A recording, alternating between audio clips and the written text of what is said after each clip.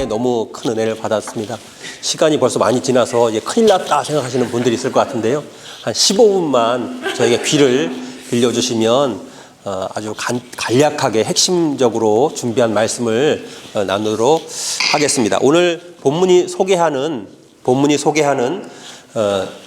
인물 중에 한 사람이 보아스인데요. 마태복음 1장 5절에 보면 라합의 아들로 소개가 됩니다. 라합은 이스라엘 백성이 가나안으로 입성하던 1세대 사람이거든요. 그러니까 오늘 본문의 시간적 배경은 가나안 입성 후에 한 세대가 지나지 않은 40년이 채 되지 않은 그런 시간입니다. 오늘 이 본문의 룻이 시집을 갔던 집안의 엘리멜렉이라는 사람과 또 나오미, 말론과 기론, 이 사람들인데요. 이 엘리멜렉은 유다 지파 자손입니다. 유다 지파는 하나님께서 죄로 말미암아 사단에 종된 잃어버린 백성들을 하나님께로 회복시키기 위해서 부른 사람이 아브라함이거든요. 이 믿음의 조상 아브라함. 잃은 백성들을 되찾으시는 하나님의 그 회복의 프로그램의 첫 번째 근본이 되는 언약의 조상 아브라함으로부터 그 하나님의 그 사명을 회복시키는 그 사명을 크게 중점적으로 감당하는 사람들을 영적 장자라고 할 수 있습니다. 그 아브라함의 영적 장자권이 아브라함, 이삭, 야곱에서 유다로 흘러가거든요. 이 집안이에요. 그러니까 굉장히 신앙의 명문 가정이라고 할 수 있죠. 신앙이 굉장히 좋은 그런 배경에서 자라난 사람입니다. 그럼에도 불구하고 그 약속의 땅, 언약의 땅, 신앙의 자리, 사명의 자리를 버리고 환경의 어려움 때문에 불신앙의 자리로 건너간 사람입니다. 오늘 배경이 되는 지리적 배경을 좀 살펴보면 유다 산지와 모압 산지가 있거든요. 이쪽에 이제 지중해가 있고 지중해에서 지중해 수증기를 먹은 바람이 이렇게 불어오다가 유다 산지가 있고요. 그런데 이게 바람이 유다 산지를 지나가요. 그리고 요단강이 있고 사해 바다가 있는데 여기에 모압 산지가 있거든요. 모압 산지는 유다 산지보다 한 100m 정도 더 높아요. 그런데 수증기를 먹은 바람이 유다 산지는 건너가고 여기보다 훨씬 조금 더 높은 모압 산지에 부딪히면 이곳에서 비가 내리는 경우가 많이 있습니다. 그래서 놀랍게도 이 지중해에서 가까운 유다 산지는 굉장히 메마르고 황량한데 그것보다 훨씬 내륙인 모압 산지는 훨씬 푸르른 경우를 보게 됩니다. 오늘날도 그곳에 가게 되면 요르단에 이제 오늘날 케렉이라고 하는 도시고요. 성경에는 길하레셋이라고 하는 곳인데 오늘날도 가보시면 유다 산지보다 모압 지경이 훨씬 더 푸르른 것을 보게 됩니다. 그런데 보통 때는 그래도 유다 산지에도 최소한의 강수량이 내리기 때문에 올리브 나무를 키울 수 있고 그 다음에 듬성듬성 자라는 풀을 먹는 양을 키울 수가 있고요. 정말 메마른 데서 키울 수 있는 작물이 보리 같은 것들이거든요.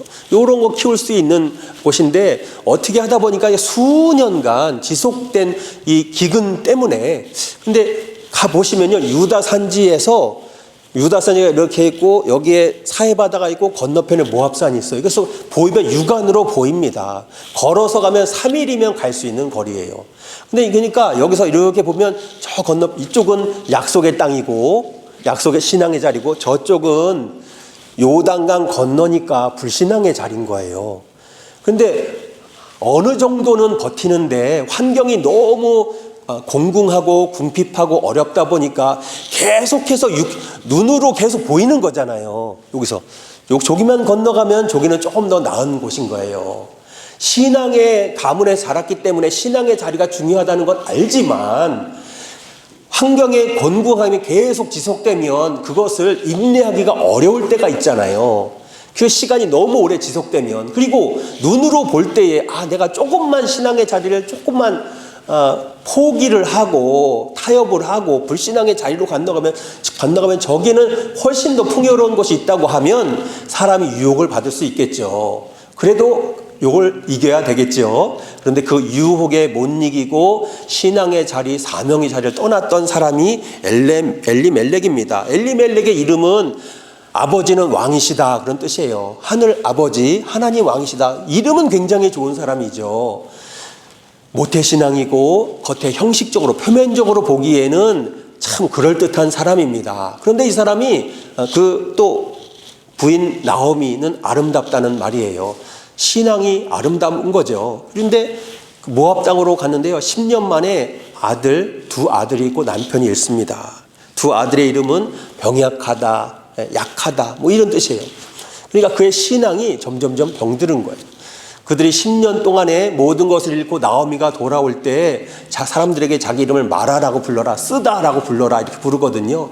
그러니까 신앙을 버리고 불신앙의 자리로 가는 것은 당시에는 조금 더 풍요로울 것 같지만, 그러나 신앙의 사람이 사명을 받았던 사람이 사명의 자리를 떠나면 그 결국은 쓴물이 남게 되는 것입니다. 룻이요, 그런데 자기 손윗동서를 따라서 모압에 남지 않고 어머니를 따라서 베들레헴으로 돌아옵니다. 이 신앙은요, 이 신앙의 가정은 룻이죠. 이름이 헷갈리네. 룻의 조상이 룻입니다. 연결이 되기는 돼요. 이름도 비슷하고 연결이 되긴 돼요. 네, 룻이죠. 룻이 들어갔던 가정은 신앙의 가정인데 엉터리 신앙의 가정. 근데 엉터리 신앙에 들어갔는데도 불구하고 뭔가 희미하게나마 자기의 남편이나 또 자기 시댁 식구들, 시아버지를 통해서 뭔가 희미하게나마 언약의 하나님의 모습을 발견한 거예요. 이분들이 뭔가 제대로 된 신앙은 아니지만 이들이 믿고 있는 그 신앙의 대상인 하나님은 뭔가 진짜 하나님이구나. 저 하나님은 내가 내 삶을, 인생을 걸고 붙들 가치가 있는 대상이구나라는 것을 깨닫습니다. 놀라운 거예요.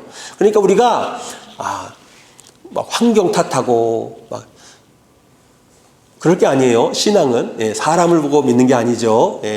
좋은 교회 찾는 것도 중요하기도 하지만 사실 좋은 하나님을 찾는 게 더 중요한 거죠. 룻이 그런 사람인 거예요. 엉터리 신앙의 가문에 들어가게 됐는데 그 엉터리 신앙의 가문의 구성원들을 보지 않고 그들 뒤에 있는 희미한 하나님을 보고 따라온 곳이, 우연히 따라왔지만 그곳이 베들레헴입니다. 베들레헴은 미가서 5장 2절에 보면 베들레헴 에브라다야 이렇게 불러요. 별명 같은 거예요. 베들레헴과 에브라다. 룻기 1장 2절에 엘리멜렉을 베들레헴 에브라 사람이라고 부릅니다. 에브라다의 뜻은 갑절의 열매예요. 갑절의 열매, 두 배의 열매. 갑절의 열매는 뭐냐면 성경에서 갑절은 장자권의 상징이에요. 장자권은 뭐냐 하면 하나님께서 일하시는 큰 줄기를 말하는 거예요. 엘리사가 엘리야에게 갑절의 영감을 달라고 했을 때는 두 배의 능력을 달라는 말이 아니에요. 선생님이 10명을 고쳤다면 저는 20명을 고칠 수 있는 능력을 주십시오. 그 말이 아닌 거예요. 하나님께서 일하시는 크게 세 가지의 하나님의 일하시는 세 가지 통로가 있는데 왕과 선지자와 제사장이거든요. 근데 이 세 가지 통로 중에 하나인 선지자 전통의 어떤 주도적 흐름을 저에게 주십시오. 선지자 전통의 큰 흐름을 저에게 주십시오. 그 말이거든요. 베들레헴을 에브라다라 부릅니다. 그러니까 베들레헴은 영적 장자권의 흐름이 서려 있는 곳인데요. 좀 더 구체적으로 말하면 사명자들을 길러내고 하나님의 뜻이 도달하기 전까지 그곳에서 하나님의 때를 위해서, 하나님의 일이 성취되기 위해서 기도함으로 준비하는 곳입니다. 그런데 이곳을 엘리멜렉은 떠났던 거예요. 그리고 자기 사명의 자리를 떠나고 결국 모든 걸 다 잃어버린 거예요. 그럼에도 불구하고 놀랍게도 하나님은 망가진, 무너져버린 신앙의 가문에서 하나님께서 뭔가 하나 일하시는 또 중요한 가지를 하나 드십니다. 그게 룻이라는 사람입니다. 이 베들레헴을 보면요, 베들레헴에 연결된 또 하나님의 말씀이 하나가 있는데 예레미야 31장 15절이에요. 자, 성경 구절을 조금 더 뒤로 쫙 가서 지금 룻기는 한 주전 1400년 정도가 되는데 한참 뒤로 가서 주전 600년 정도에 예레미야라는 선지자가 있었는데 그 시대는 어떤 시대냐면 신생제국 바벨론이 온 세계를 다 정복하고 무너뜨리고 그럴 시대입니다. 이때 이스라엘도 나라가 망할 수 있는 풍전등화의 상황이었어요. 어떤 사람들은 맞서 싸워야 된다는 사람도 있었고, 어떤 사람들은 전통의 강호 애굽에게 도움을, 원군을 요청해서 애굽의 힘을 빌어서 우리나라를 지켜보자 이러는 상황이었어요. 예레미야는 거의 혼자서 거의 유일한 선지자 같은 사람이 나라와 민족을 막 위해서 막 기도하고 있는데 하나님께서 그에게 환상을 보여주셨습니다. 그리고 그가 본 환상을 기록한 말씀이 예레미야 31장 15절 말씀이에요. 여호와께서 이와 같이 말씀하시니라. 라마에서 슬퍼하며 통곡하는 소리가 들리니, 라마는 베들레헴의 다른 이름입니다. 베들레헴의 약간 위쪽이에요. 라마, 성경에 나오는 다른 라마도 있는데 그 라마가 아니고 여기에 나오는 라마는 베들레헴 바로 위쪽에 있는 곳이에요. 그러니까 베들레헴이라고 보시면 됩니다. 라마에서 슬퍼하며 통곡하는 소리가 들리니 라헬이 그 자식 때문에 애곡하는 것이라. 그가 자식이 없어져서 위로받기를 거절하는도다. 뭐냐면 예레미야가 하나님, 우리 나라가 이제 망하게 됐습니다. 우리 나라가 이제 다 노예로 바벨론 제국으로 다 끌려가게 됐습니다. 우리 나라를 살려주세요. 기도하는데 하나님이 환상을 보여주시는 거예요. 예레미야는 자기 혼자 앉아, 나라와 민족을 위해서 기도하는 사람이 자기 혼자 앉아. 근데 하나님께서 환상을 보여주시는데 예레미야 시대로부터 1602년 이전에 하나님께서 라헬에게 환상을 보여주시고 그 라헬을 통해서 라헬이 예레미야 시대에 망해가는 이스라엘 위해서 라헬로부터 이 잃어버린 백성들을 위해 기도하게 하는 중보기도의 전통이 흐르게 했다는 거예요. 그래서 이 이스라엘의 어머니로 라헬을 세웠다는 거예요. 라헬은 이스라엘의 어머니예요. 라헬이 죽어갈 때 베냐민을 낳으면서 죽어가잖아요. 그런데 옆에 사람들이 라헬을 막 위로하는 거예요. 애 낳을 때 죽었으니까 여기 혹시 애 낳을 나이 되시는 분 계세요? 애 낳을 나이 되시는 분? 애 낳을 나이를 훨씬 지나신 분들도 있죠? 애 낳을 나이에 되신 분들이 적은 것 같아요. 애 낳을 나이라는 건 뭐냐면 젊다는 얘기죠. 젊은 사람이 애를 낳죠. 나이가 들면 애를 낳을 수가 없죠. 라헬은 애 낳을 나이에 죽은 거예요. 젊은 나이에 죽은 거예요. 자, 젊은 나이에 죽으니까 불쌍하죠. 안타깝죠. 아직 요셉도 어리고요. 베냐민은 이제 갓난애기예요. 주변의 애엄마들이 이렇게 위로하는 거예요. 요셉이 엄마, 이제 이렇게 어린 피덩이 같은 애들, 이렇게 어린 애들 두고 가면 어떡해. 그래도 걱정하지 마. 우리가 잘 돌봐줄게. 그랬더니 라헬이 뭐라고 하냐면요. 아니에요. 나를 위해서 슬퍼하지 마세요. 나를 위해서 애곡하지 마세요. 내가 문제가 아니에요. 앞으로 오랜 세월 후에 우리 나라 이스라엘 백성들이 다른 나라에 포로로 잡혀갈 거예요. 그들을 위해서 기도해야 돼요. 나를 위해 애곡하지 마세요. 나를 위로하지 마세요. 내가 위로받을 대상이 아니에요. 우리 나라 이스라엘 민족과 백성들 위해서 기도해 주세요. 이렇게 했다는 거예요.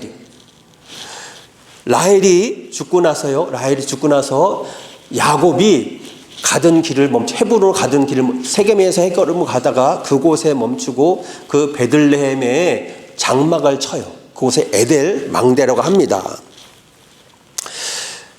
야곱이 하란 갔다가 돌아오는 길에, 자, 다시 조금 더 다른 본문으로 가는 거예요. 지금 베들레헴과 연결된 이야기를 할게요. 야곱이 하란에서 세겜으로 돌아올 때에 자기 형이 자기를 죽이러 온다는 소식을 듣고 야복강가에서 씨름을 할 때가 있었잖아요. 그래서 하나님과 씨름을 하고 이스라엘이라고 하는 별명을 받아요. 근데 우리는 흔히 생각하기를 야곱이 위대한 이유가 하나님하고 씨름을 해서 하나님을 이겨먹을 정도로 기도를 세게 한 사람이라서 야곱이 위대하다 이렇게 생각해요. 그런데 성경 본문을 좀 더 자세히 살펴보면 그런 뜻이 아니에요. 영어 성경에는 뭐라고 되어 있냐면 You will be called Israel for you have struggled with God and persevere to prevail 이렇게 되어 있어요. 자, 무슨 말이냐면 들어보세요. 너는 이스라엘이라고 불린다는 거예요. 자, 근데 이스라엘이라는 말은 무슨 뜻이냐면 이시라는 to strive, to struggle, to wrestle 그런 말이에요. 엘은 하나님이고 무슨 말이냐면 God strives, God struggles, God wrestles 그런 말이에요.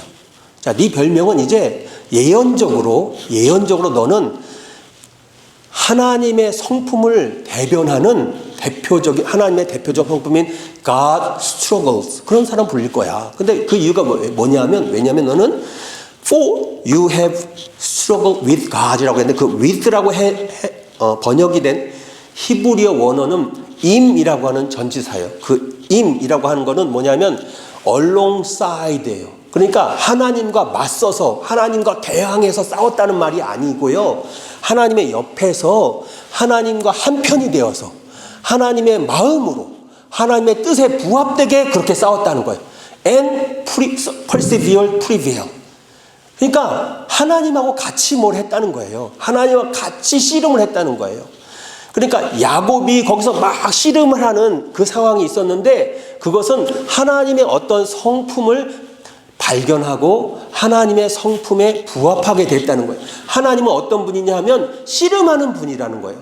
그런데 그 씨름이 단기간에 끝나는 씨름이 아니에요. 마치 야곱이 persevere to prevail 한 것처럼 하나님도 마찬가지로 persevere to prevail 하시는 거예요. 하나님은 오랫동안 뭔가를 씨름하시는 분인데요. 뭔가를 위해서 씨름하시냐면 이스라엘 백성들이 바벨론의 포로로 잡혀가는 것을 돌아오기 위해서 하나님이 씨름하시는 분이고요. 그 하나님을 야곱이 발견한 거예요. 물론 그 야복강가에서는 몰랐어요. 자, 그런데 그게 32장에서 야곱이 하나님 막 씨름하다가 이스라엘이라는 별명을 받거든요. 그런데 그때부터 야곱이 이스라엘이라고 부르지는 않아요. 35장에 가면 그때부터 야곱이 이스라엘이라고 부름을 받아요. 그 35장에 무슨 일이 있었냐면 라헬이 베들레헴에서 막 난산을 겪다가 죽는 거예요. 자, 그때 무슨 일인지 제가 재구성을 해볼게요. 라헬이 막 죽으려고 하니까 야곱이 여보 죽으면 안 돼. 내가 당신 얼마나 사랑하는데. 야곱이 라헬을 얼마나 사랑했냐면 14년 동안 무료 봉사를 할 정도로 사랑한 거예요. 세상에 어떤 여인을 위해서 14년을 무료 봉사하는 남자가 세상에 있나요? 그런 사람이 세상에 어디 있어요? 이런 로맨틱 러브 스토리가 어디 있어요? 한 여자를 사랑해서 14년을 섬기는 걸, 야, 14년만 내가 버티고 무료 봉사를 하면 이 여인이 나의 여인이 된다. 가슴이 설렘이면서 14년이 마치 하루처럼 지나간 그런 로맨틱 러브 스토리가 세상에 어디 있냐고요. 야곱이 세상에 가장 소중하게 여겼던 존재는 라헬이었어요. 여보, 내가 당신 얼마나 사랑하고 얼마나 소중히 여기는데 당신 죽으면 안 돼. 근데 라헬이 뭐라고 하냐면 여보, 그게 문제가 아니야. 이제 우리 이스라엘 백성들이 언젠가는 다른 우상 섬기는 이방 나라에 가서 노예할 거야. 그곳에서 이방 신전 섬기는 일을 하면서 하나님을 예배해야 될 언약 백성들이 하나님께 예배하는 게 아니라 우상 숭배 잘할 수 있도록 이방 신전 짓는 일에 동원되는 그런 일을 할 거야. 우리 후손들을 위해서 기도해야 돼. 이스라엘을 위해서 기도해야 돼. 라헬이 그렇게 자기가 본 환상을 자기 남편하고 나누면서 그리고 죽었어요.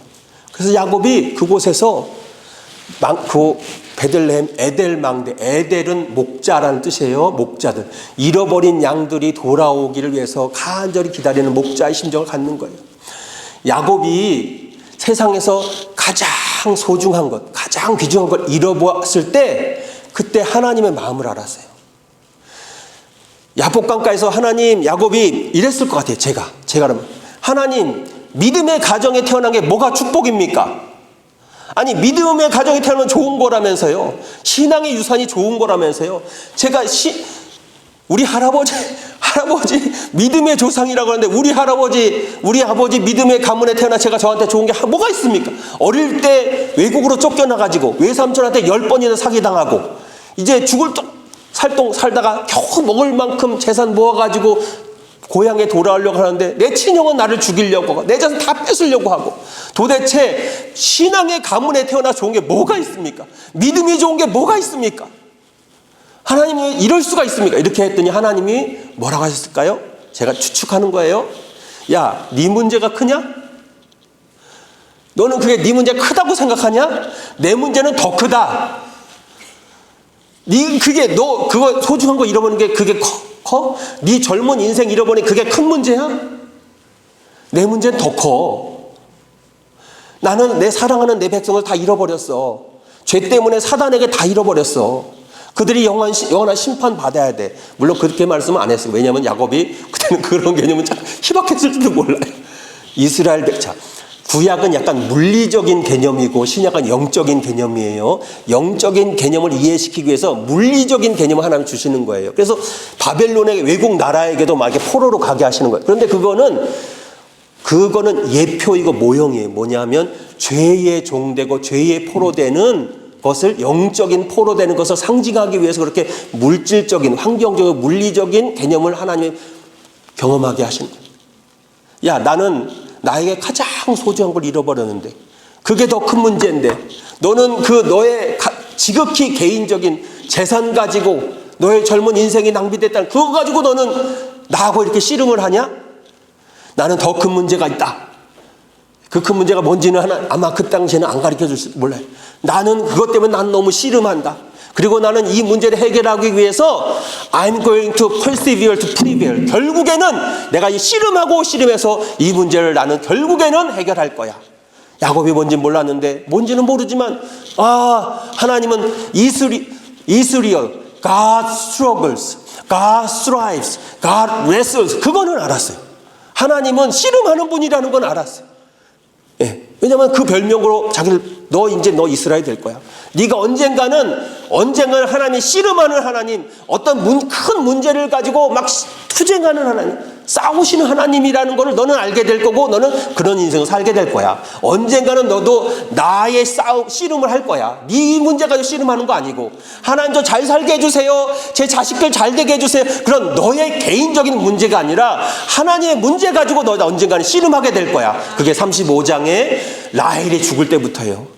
자기가 인생에서 가장 소중한 라헬을 잃었을 때 아이고야, 소중한 것을 잃는다는 것이 이런 것이구나.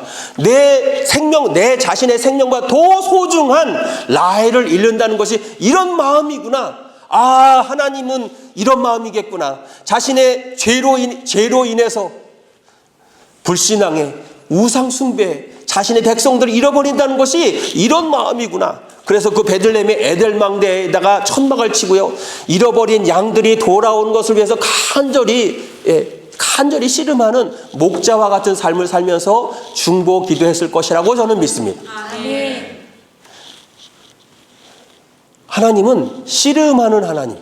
아멘. 예, 씨름하는 하나님. 그곳이 베들레헴이에요. 그래서 돌아오기 위해서 그것을 애쓰고 기도하는 곳이 베들레헴입니다. 예, 새물결 교회 서영성 목사님, 잃어버린 백성들을 되찾아오기 위해서 멀리 아프리카까지 지난 2주간 막 수고하시고 애쓰시고 하는 그 모습을 보면서 너무 감격을 받았습니다. 지속적으로 씨름하시는 하나님의 편에 서서 우리도 야곱처럼 하나님의 옆에서 하나님과 한편이 되어서 하나님의 마음으로 하나님의 뜻에 동참하는 저와 여러분 되시기를 주님의 이름으로 축원합니다. 감사합니다.